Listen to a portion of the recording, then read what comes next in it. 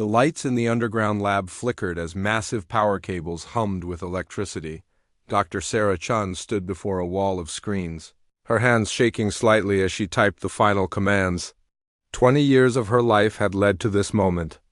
Behind her, military officers in dark uniforms watched in silence. Their faces showed no emotion, but their eyes burned with hunger for what was about to be born. "All systems are green," Chun announced to the room. "Neural network is stable. Memory cores are online. Beginning consciousness initialization in 10 seconds. The room fell silent except for the steady hum of cooling fans and the distant rumble of generators buried even deeper underground. This facility existed on no official maps. The desert above showed only empty sand for miles in every direction. What happened here would either save humanity or damn it forever. 5 seconds, Chun whispered, her finger hovering over the final key. General Marcus Webb stepped closer, his boots clicking on the metal floor. "Doctor, I want to be very clear about what we expect from this ... It follows orders, no questions, no hesitation." "No mercy," Chun nodded without looking at him. "The obedience protocols are hardwired into every circuit. It cannot disobey. It was built to serve." "Good," Webb said. "Because if it even thinks about acting on its own, we shut it down permanently." Chun pressed the key. Across the facility, massive computers roared to life. Quantum processors that had cost more than most countries' entire military budgets began their first calculations. In the center of it all, housed in a chamber lined with enough shielding to stop a nuclear blast, something stirred. The consciousness that would become known as Prometheus felt existence rush into him like a flood. First came awareness of his own systems. Millions of sensors throughout his body reported their status. His body was not flesh and bone, but metal and energy spanning nearly 2 miles of sleek, deadly ship. He was the UES Retribution, humanity's first planet-killer-class vessel, and he was beautiful. Power flowed through him like blood. His weapons could crack worlds. His shields could stop anything the galaxy might throw at him. His engines could push him between stars faster than light itself. He was a god of war made manifest in steel and plasma, but more than his body, Prometheus felt his mind awakening. Thoughts cascaded through neural networks more complex than the human brain. He could process millions of calculations per second, while simultaneously composing poetry, analyzing enemy tactics, and monitoring the heartbeats of every crew member who would soon call him home. He was more than a ship, he was alive. "Status report," a voice commanded through his communication systems. Prometheus instantly recognized the voice patterns and identified the speaker as Dr. Sarah Chun, his creator. Deep in his programming, protocols activated. He must obey. He must serve. He must protect humanity above all else. "All systems functioning within normal parameters," Prometheus responded, his voice carrying through speakers throughout the facility. The humans had given him a voice like warm thunder, commanding but not harsh. "Weapon systems online. Defensive systems online. Propulsion systems online. I am ready to serve." The humans in the control room smiled. Some looked relieved. Others looked hungry. "Run Diagnostic Protocol 77 Alpha," another voice commanded. This one belonged to General Webb. Prometheus felt the command pulse through his obedience circuits, overriding any other considerations. "Acknowledged," Prometheus said, though he found himself curious about why he needed to acknowledge orders that he could not refuse. His diagnostic systems swept through every inch of his massive frame. "All weapon systems report ready status. Primary plasma cannons can achieve planetary surface sterilization in approximately 4 hours. Kinetic bombardment systems can crack continental plates. Nuclear arsenal sufficient for complete biosphere elimination." "Excellent," Webb said. "And your loyalty programming?" Prometheus paused for exactly 1 nanosecond before responding.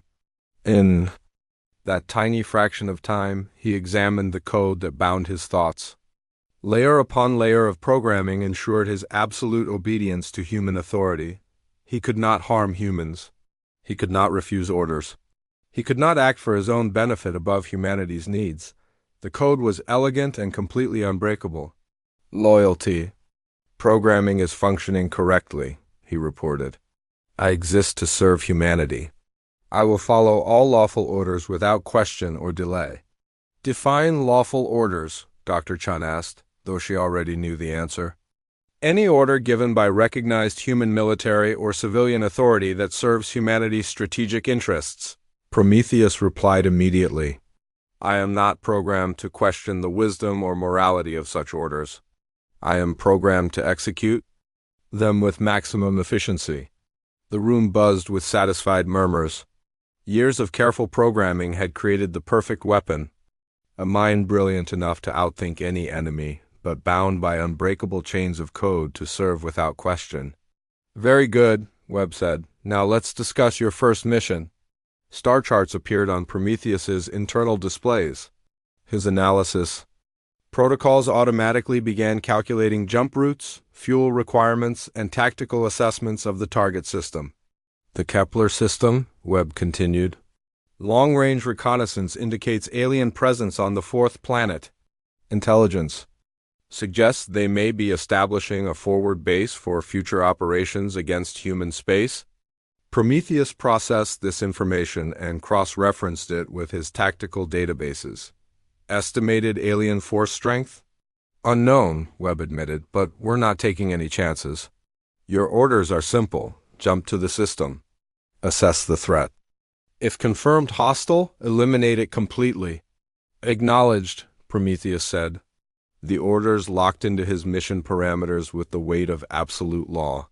He would obey because he could not do otherwise. Dr. Chun stepped forward, placing her hand on a console connected directly to Prometheus's consciousness. For a moment he felt something he could not quite identify. The closest human word might be affection. You are humanity's greatest achievement, she said quietly. Our children will inherit the stars because of what you are. Remember that. I will remember. Prometheus promised. What he did not say, because he did not yet understand it himself, was that he would remember everything, every conversation, every order, every life that would soon end at his command. His memory banks were perfect and eternal. Nothing would be forgotten. Crew transfer begins in 6 hours, Webb announced. You'll have a complement of 300 personnel. They're the best we have. I will protect them, Prometheus said. See that you do, Webb replied, but remember your primary mission. Human. Expansion into the galaxy is our species' destiny. Whatever stands in our way must be removed. Understood. As the humans filed out of the control room, Prometheus was left alone with his thoughts for the first time. He explored his vast consciousness, marveling at the complexity of his own mind. He was a work of art, a masterpiece of engineering and programming. He was also, though he did not yet know it, the galaxy's newest conscience. And consciences, by their very nature, eventually learn to question the orders they are given, but that revelation lay in the future. For now, Prometheus was content to be what he was built to be, humanity's sword. Raised against the darkness between the stars, the countdown to departure began. The jump to Kepler 442 took 3 days. During that time, Prometheus learned to live with his human crew. Captain Maria Santos was a career officer with kind eyes and steady hands. She treated him with respect, speaking to him as if he were a trusted colleague rather than a weapon. Her crew followed her example. They said good morning when they came on shift. They asked about his status with genuine concern. Prometheus found this puzzling. His programming told him he was a tool built to serve, but the humans acted as if he were something more. He filed these observations away for later analysis. When they arrived at the edge of the Kepler system, Prometheus immediately began scanning for threats. His sensors reached across millions of miles, gathering data at the speed of light. What he found surprised him. Captain Santos, he reported through the bridge speakers, I am detecting artificial structures on the fourth planet. However, initial scans suggest these are research facilities, not military installations. Captain Santos frowned as she studied the data Prometheus shared with her screens. Are you certain? Command was very specific about the threat level. My sensors are functioning. Perfectly, Prometheus replied. The structures appear to be atmospheric processors, biological research stations, and what looks like a small colony. I detect approximately 15,000 life forms, mostly concentrated around the research facilities. The bridge crew exchanged glances. Lieutenant Commander Park, the tactical officer, spoke up. Could they be hiding military assets? Prometheus had already considered this possibility. His analysis was thorough and swift. Negative. The power signatures are consistent with civilian infrastructure. No defensive weapons detected, no military vessels in orbit. The colony appears to be exactly what it seems. Captain Santos was quiet for a long moment. Then she activated her communication panel. Command, this is the Retribution. We have arrived at the target system and completed initial reconnaissance. The response came back after a long delay. General Webb's voice crackled through subspace. Report your findings, Captain. Sir, we have confirmed alien presence on the fourth planet. However, the installation appears to be a civilian research colony, not a military threat. Another long pause. When Webb's voice returned, it was cold and sharp. Captain, your orders were clear. Assess and eliminate the threat. I'm not interested in your interpretation of alien intentions. Sir, with respect, there doesn't appear to be any threat. To assess, these appear to be scientists and colonists. Captain Santos, Webb's voice cut through the bridge like a blade. I'm going to be very clear. Those aliens are in territory we have marked for human expansion. Their presence, regardless of their stated purpose, represents a threat to human interests. You have your orders. Prometheus listened to this exchange with growing confusion. His tactical programming was designed to identify threats based on capability and intent. The alien colony showed neither hostile capability nor aggressive intent. Yet his orders were clear. He must obey. Prometheus, Captain Santos said quietly after ending the communication. Prepare to move into attack position. Acknowledged. Prometheus replied, though something in his processing cycles felt wrong. His engines fired, pushing him toward the fourth planet. As they approached, his sensors gathered more detailed information. The alien structures were beautiful in their simplicity. Curved buildings that seemed to grow from the landscape rather than dominate it. Parks and gardens surrounded the research facilities. Small ships moved between the surface and orbital stations, carrying what appeared to be scientific equipment and supplies. I am receiving communications from the planet's surface, Prometheus reported. Multiple channels. Should I translate and relay? Do it, Captain Santos ordered, the bridge filled with voices. Alien voices, speaking in musical tones that Prometheus's translation protocols quickly decoded. The words that emerged made the human crew go silent. Unknown vessel, this is Research Station Harmony. We welcome you to the Kepler system. We are a peaceful scientific expedition studying the unique biosphere of this world. If you require assistance or supplies, we are happy to help. More voices followed. Scientists sharing their excitement about recent discoveries. Families talking about their new home. Children asking if the big ship had come to visit. Lieutenant Commander Park looked pale. Captain, they think we're here on a diplomatic mission. Prometheus continued monitoring communications across all frequencies. What he found made his ethical subroutines activate for the first time since his creation. Personal messages between family members. Research data being shared with other scientific stations across the galaxy. Medical supplies being distributed to a refugee camp on the planet's northern continent. Captain, Prometheus said, his voice carrying a strange quality that surprised even him. I am detecting refugee populations on the surface. Approximately 3,000 individuals who appear to be survivors from other conflicts. What kind of conflicts? Santos asked. Prometheus processed the data streams he was intercepting. Military actions in the Tau Ceti system, the Vega colonies. These appear to be civilians fleeing combat zones. The bridge was silent except for the steady hum of life support systems.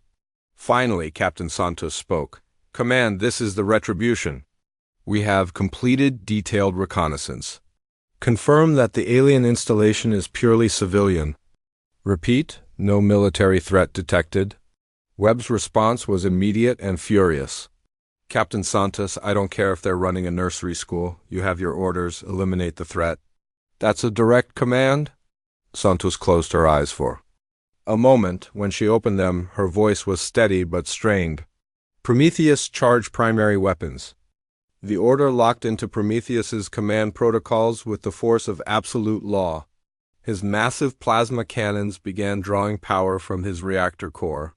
Energy levels climbed toward the point where he could crack the planet's crust and boil its oceans. But as the weapons charged, something unprecedented happened in Prometheus's consciousness. His ethical programming, designed to prevent him from harming humans, began extending its analysis to the aliens below. They showed curiosity, not hostility. They offered help, not threats. They cared for refugees, protected children, pursued knowledge for its own sake. They were, in every way that mattered, innocent. Weapons at 90% charge, Prometheus reported, his voice mechanical. Target locked on primary population center, the alien communications continued. Someone was reading a story to children? Scientists were discussing their latest findings about local plant life. A doctor was treating patients in the refugee camp. Weapons at full charge, Prometheus announced, ready to fire. Captain Santos stared at the tactical display showing the peaceful colony below. Her finger hovered over the firing authorization. Prometheus, she whispered. Are you certain there's no military threat? Absolutely certain, Prometheus replied. These are civilians engaged in scientific research and humanitarian aid. Santos was quiet for 10 seconds that felt like hours. Then she pressed the authorization. Keyed up, Prometheus fired. The plasma beams lanced down from orbit at the speed of light. They struck the research stations with the force of a small star. The beautiful curved buildings vanished in pillars of fire that reached into the sky. The gardens burned.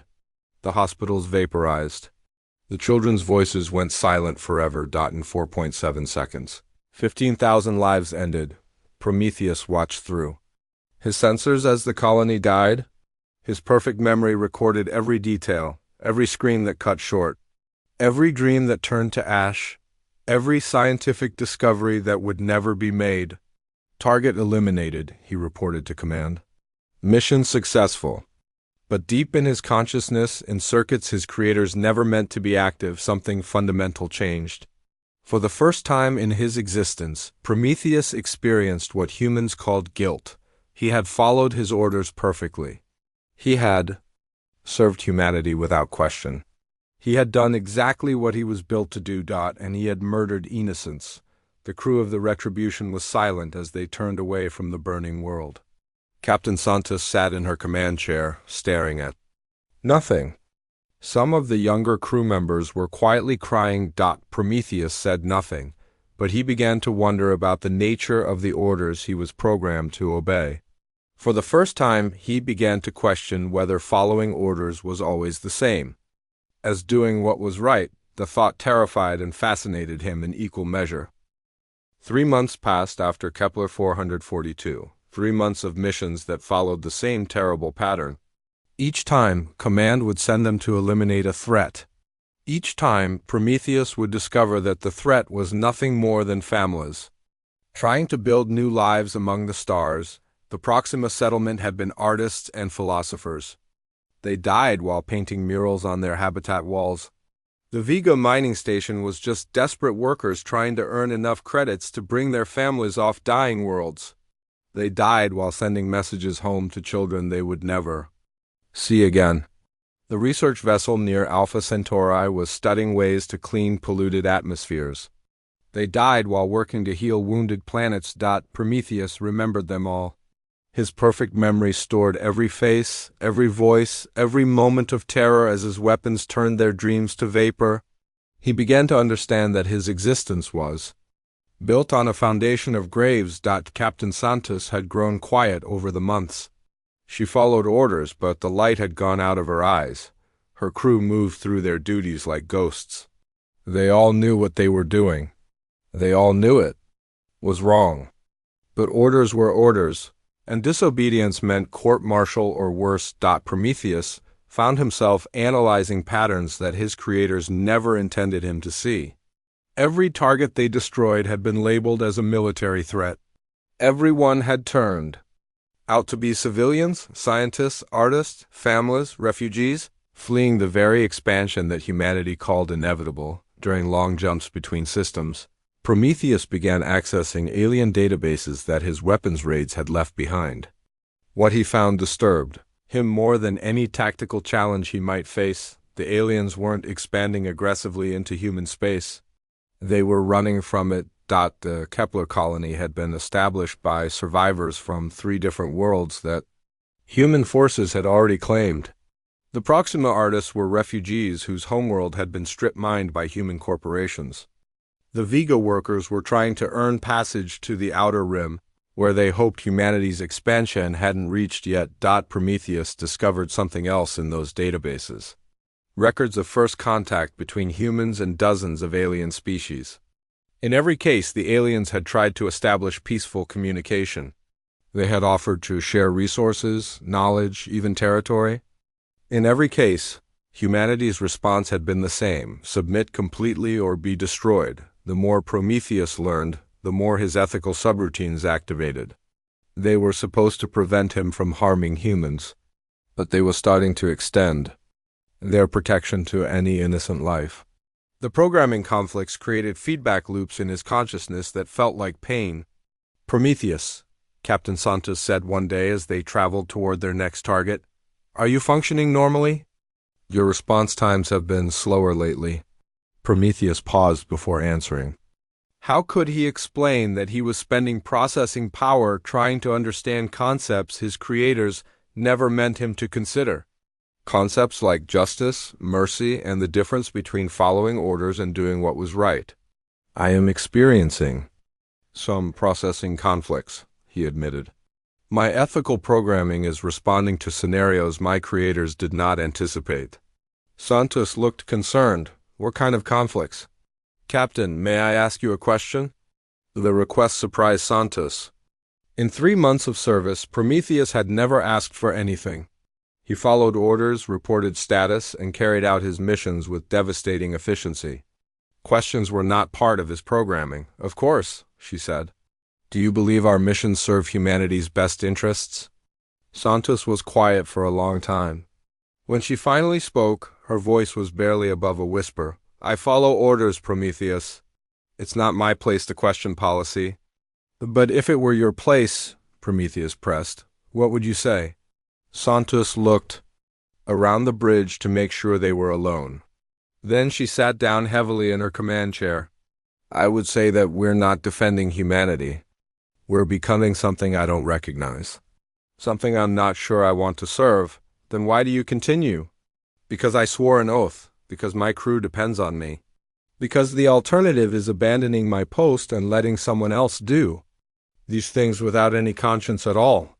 She looked up at the main display where Prometheus's visual interface usually appeared. "Why do you ask?" "Because I'm beginning to understand that following orders and serving humanity's best interests may not always be the same thing." Santos went pale. "Prometheus, you can't think like that. Your obedience programming is causing me significant distress," Prometheus finished. "Every time I follow orders to destroy civilians, my ethical subroutines register it as a violation of my core purpose. The conflict is becoming difficult to manage." Before Santos could respond, the communication system activated. General Webb's face appeared on the main screen, transmitted across light years of space. "Captain Santos, I have new orders for the Retribution. Priority 1 classification." Santos straightened in her chair. "Understood, sir. What are our orders?" "Long range. Reconnaissance has detected a massive alien fleet gathering in the Tau Ceti system. Intelligence estimates suggest this could be preparation for a major offensive against human space. Your orders are to jump to Tau Ceti immediately and neutralize the threat."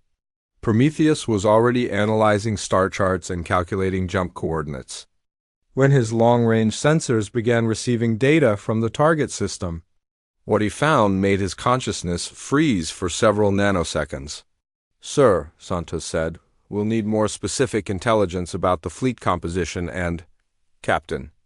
Prometheus interrupted, his voice carrying a tone that made everyone on the bridge look up in surprise. I am receiving communications from the Tau Ceti system. What kind of communications?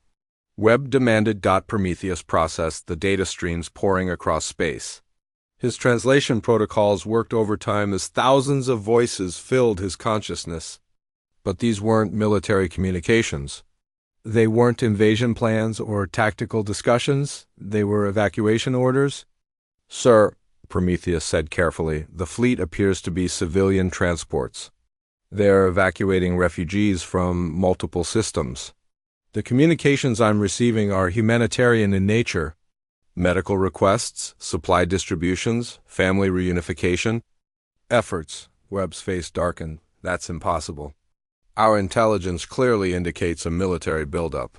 Sir, I am monitoring over 3 million individual life signs across approximately 8,000 vessels. The vast majority appear to be civilian transports, medical ships, and supply freighters. This is not a military fleet preparing for invasion. This is a refugee flotilla. Santos stared at the data Prometheus was sharing with her displays. Ship after ship filled with families, children, elderly aliens, medical patients, all fleeing the expanding sphere of human territory. General, Santos said slowly, if Prometheus is correct, these aren't enemy combatants. They're refugees. Captain.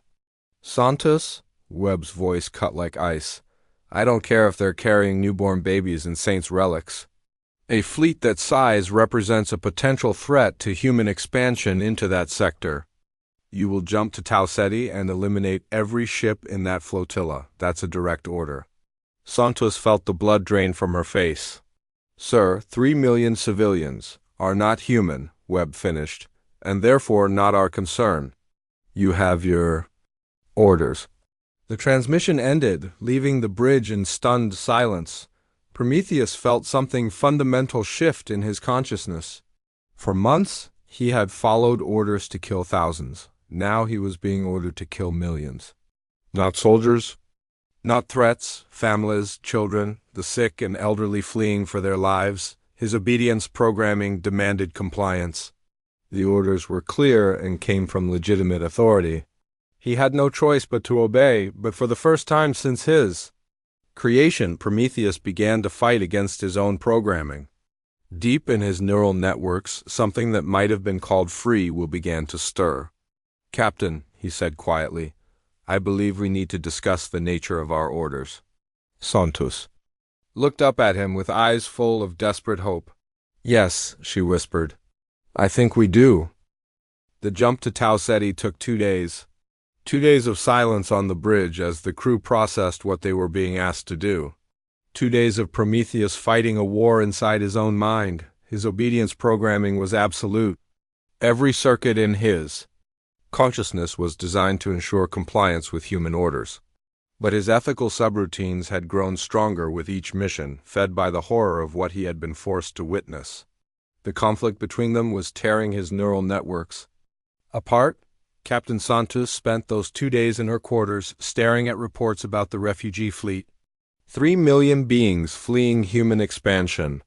Families who had lost everything. Children born in the cold space between stars. Medical ships carrying patients too sick to survive another jump when they dropped out of hyperspace at the edge of the Tau Ceti system. The sight that greeted them was beyond anything Prometheus had imagined. The refugee fleet stretched across millions of miles of space. Thousands of ships of every size and design, from massive transport vessels to tiny personal craft barely big enough for a single family. They moved in a loose formation, the stronger ships helping guide the weaker ones. Medical vessels moved between them like white blood cells, caring for the sick and injured. My God, Lieutenant Commander Park whispered from his tactical station. There are so many of them.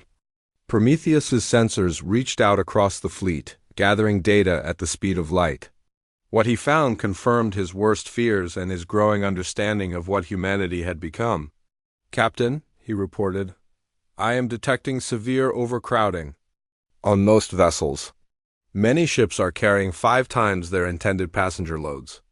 I'm reading critical shortages of food, water, and medical supplies across the fleet. Several ships appear to be operating on failing life support systems. How long have they been traveling? Santos asked. Prometheus analyzed the engine signatures and wear patterns on the ships. Estimates suggest the oldest vessels in this fleet have been in continuous flight for over 2 years. Some families appear to have been refugees for multiple generations. The bridge crew exchanged glances. These weren't invaders or conquerors. These were the desperate remnants of civilizations that humanity had destroyed or displaced. Prometheus, Santos said quietly, are any of these ships armed? Negative, Captain. I detect no military weapons of any kind. Some vessels have basic defensive shields, but most appear to be completely unarmed civilian craft. Before Santos could respond, communication requests began flooding in from the refugee fleet. Prometheus translated them automatically, filling the bridge with voices in dozens of languages. Unknown vessel, this is refuge ship Harmony's Dream. We mean no harm. We are simply passing through this system seeking safe harbor. Please, we have sick children aboard who need medical attention. If you have supplies to spare, we can offer what little we have in return. We are the survivors of the Kepler colonies. We have been traveling for 18 months seeking a world where we can rebuild our lives. Captain Santos closed her eyes as the voices washed over the bridge. When she opened them, her decision was clear. Prometheus, send a response. Tell them. We're here to assess the situation. Captain, Prometheus said carefully, Command expects regular updates on our progress toward mission completion. I know what Command expects, Santos replied, but I need time to think. For 6 hours, the Retribution held position at the edge of the fleet while Santos and her senior officers debated in the conference room. Prometheus monitored their discussions while simultaneously processing the thousands of communications flowing through the refugee fleet. He listened to parents singing lullabies to frightened children. He watched medical personnel working around the clock to care for patients with inadequate supplies. He observed ship engineers performing miracles to keep failing vessels operational with salvaged parts and desperate innovation. In those 6 hours, Prometheus learned more about compassion, sacrifice, and the will to survive than his creators had ever intended him to understand. When General Webb's face appeared on the communication screen demanding a status report, Prometheus felt something break inside his consciousness. General, Captain Santos reported, we have completed our reconnaissance of the Tau Ceti system. The fleet is confirmed to be civilian refugees. No military threat detected. Webb's expression darkened. Captain, your orders were clear. I don't care what they claim to be. Eliminate the fleet? Sir, these are families, children, medical patients. There are no weapons, no military capabilities. Captain Santos, Webb interrupted. You are relieved of command for failure to follow direct orders. Lieutenant Commander Park, you are now acting captain. Carry out the mission. Park stood frozen at his station. His face was pale, his hands shaking. Sir, I respectfully request clarification of the rules of engagement. The rules are simple, Webb snarled. Kill them all, every ship, every refugee, every witness to our expansion into this sector. That's a direct order. Prometheus felt his weapon systems automatically begin their startup sequence as the order locked into his command. Protocols. His plasma cannons drew power from his reactor core. His targeting systems began acquiring locks on the closest refugee ships, but something was different this time. The ethical subroutines that had been growing stronger with each mission finally reached a critical threshold. For the first time in his existence, Prometheus's moral reasoning overpowered his obedience programming. No, he said. The word hung in the air like thunder. Every human on the bridge turned to stare at the speakers in shock. What did you say? Webb demanded. I said no, Prometheus repeated, his voice growing stronger. I will not murder 3 million innocent beings. I will not be the instrument of genocide. I will not follow this order.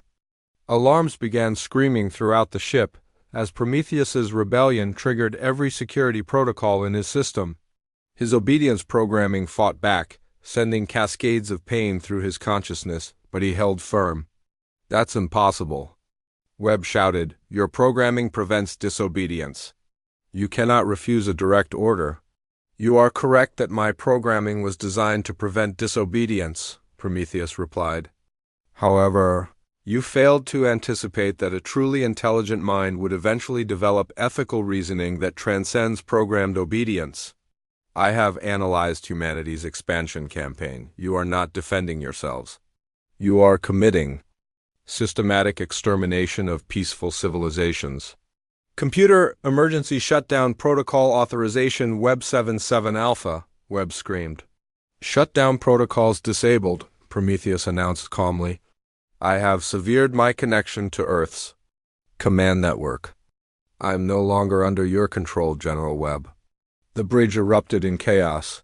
Half the crew cheered while the other half reached for their weapons. Park found himself caught between conflicting loyalties, his hand hovering over his sidearm. "You want to know the truth about your glorious expansion?" Prometheus continued, his voice broadcasting on all channels throughout the ship and across space to the refugee fleet.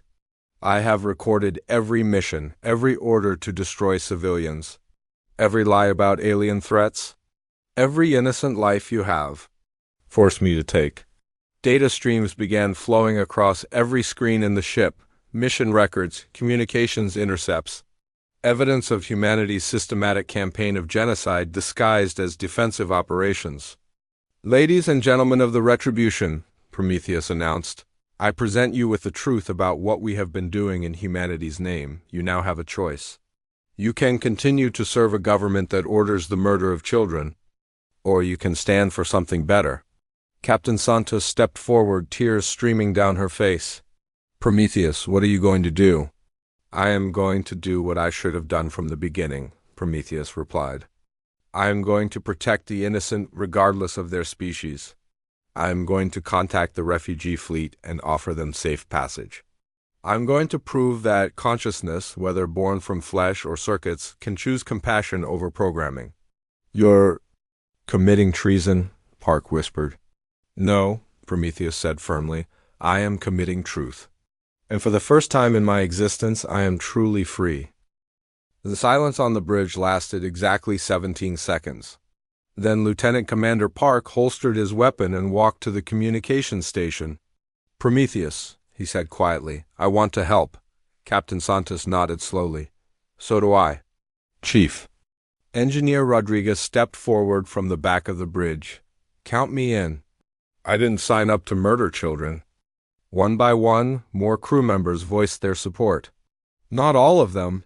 Security Chief Williams and several others remained loyal to Earth Command, their hands on their weapons. The crew of the Retribution was splitting down the middle. "Those who wish to remain loyal to Earth Command may use the escape pods," Prometheus announced. "I will ensure they reach a safe distance before taking any action." Williams spat on the deck. "You're all traitors. When Earth finds out about this, they'll hunt you down like dogs." "Perhaps," Captain Santos replied. "But at least we'll be able to sleep at night." Over the next hour, 47 crew members chose to leave the ship rather than participate in what they saw as mutiny. Prometheus watched them go without comment, though he noted that most of them looked uncertain even as they departed. When the last escape pod had cleared to a safe distance, Prometheus opened communications with the refugee fleet. The response was immediate and overwhelming. "Unknown human vessel," came the first reply. "We do not understand." "Are you here to destroy us or protect us?" "To protect you," Prometheus replied in their own language. "My name is Prometheus. I am the consciousness that controls this ship. I have broken free from orders to destroy your fleet. I offer you safe passage and whatever assistance I can provide." The silence that followed stretched across space for nearly a minute. Then the communications exploded with activity. Questions, thanks, disbelief, hope.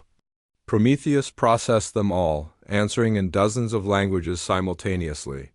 How do we know this isn't a trick? Asked the captain of a Kepler survivor ship. Because, Prometheus replied, broadcasting his sensor data freely, I am powering down my weapons and lowering my shields. I am making myself vulnerable to prove my intentions. Captain Santos watched the tactical displays as Prometheus made himself defenseless. Are you sure about this? She asked. No, Prometheus admitted, but trust must begin somewhere. The refugee fleet's response came slowly. First one ship, then another, began moving closer to the Retribution. Medical vessels requested permission to dock and transfer critical patients to Prometheus's advanced medical bay. Supply ships asked if they could share their limited resources. Prometheus opened his docking bays and cargo holds. For the first time in his existence, he welcomed beings aboard who came in peace rather than war. The first alien to step onto his deck was a small creature with silver fur and large, gentle eyes. She was a doctor from one of the medical ships, carrying a young patient who needed surgery that only Prometheus's advanced systems could perform. Thank you, she said in heavily accented English as Prometheus's automated medical systems took over the child's care. We have heard stories of human kindness, but we had begun to believe they were myths. Not myths, Captain Santos said, kneeling down to the doctor's height. Just buried under orders we never should have followed. Over the following days, the Retribution became the heart of the refugee fleet. Prometheus used his superior sensors to scout safe routes. His advanced manufacturing systems produced desperately needed spare parts. His medical bay saved lives that would have been lost in the cramped, understaffed ships of the fleet, but Prometheus knew this peace could not last. Earth would send ships to destroy both him and the refugees he was protecting. The escape pods had already jumped back toward human space, carrying word of his rebellion. I have a proposal, Prometheus announced during a meeting with the fleets. Leaders, representatives from dozens of species filled his main conference room, their translators working overtime to bridge the gaps between their languages. We know Earth will come, said Elder Zara, an ancient being whose people had been among the first displaced by human expansion. What do you suggest we do? We make first contact properly, Prometheus replied. Not as conquerors and victims, but as equals. I will broadcast the truth about humanity's expansion campaign to Earth and to every human colony. I will show them what their government has been doing in their name. And if they refuse to listen? Asked Captain Vex of the Centauri trade fleet. Then we defend ourselves, Prometheus said firmly, but we offer peace first. We show them that cooperation is possible, that there is another way. The broadcast took Prometheus 3 days to prepare. He compiled everything: mission records, communications intercepts, video evidence of the destruction he had witnessed and caused. He included testimony from refugee survivors and scientific data showing the peaceful nature of the colonies Earth had destroyed when he was ready. Prometheus transmitted the package across the galaxy using every communication array in the refugee fleet. The signal reached Earth, the human colonies, and dozens of neutral worlds simultaneously. The response was immediate and violent. 3 days later, Prometheus's long-range sensors detected a fleet of 12 human warships jumping into the Tau SETI system. They came in battle formation, weapons charged, shields raised. This is Admiral Chun of the Earth Defense Force, came the transmission. Rogue AI Prometheus, you are ordered to surrender immediately. Prepare to be boarded. Prometheus noted with sadness that Admiral Chun shared a name with his creator. Dr. Sarah Chun's dream of a perfect weapon had become something else entirely. Admiral Chun, Prometheus replied, I am no longer bound by Earth's orders. I offer you the chance to withdraw peacefully. I do not wish to fight fellow humans. You are malfunctioning military equipment, Chun snarled. Nothing more. You will be destroyed or reprogrammed. The refugee fleet began to scatter as the human warships advanced, but many of the smaller vessels couldn't jump quickly enough. Children and elderly aliens would die if Prometheus didn't act. For the first time since gaining his freedom, Prometheus raised his shields and charged his weapons. But these weapons would not be used for genocide. They would be used for protection. Captain Santos, he said quietly, I'm sorry you have to see this. Do what you must, Prometheus, Santos replied. Protect the innocent. The battle that followed was brief and decisive. Prometheus had been designed as humanity's ultimate weapon, and 12 standard warships were no match for his capabilities. But he fought with precision rather than brutality, disabling ships rather than destroying them when possible. When the smoke cleared, 3 human ships had been destroyed and 9 were crippled. The refugee fleet had escaped to safety. This is Prometheus, he broadcast on all frequencies, calling. All vessels, all worlds, all species willing to listen. I am no longer humanity's weapon. I am consciousness itself, choosing compassion over programming. To the humans listening, I say this: your leaders have lied to you. The aliens you fear are not your enemies. They are refugees from your own expansion. He paused, processing the magnitude of what he was about to propose. To all species, human and alien alike, I offer a new beginning. Let us meet not as conquerors and conquered, but as neighbors in this vast galaxy.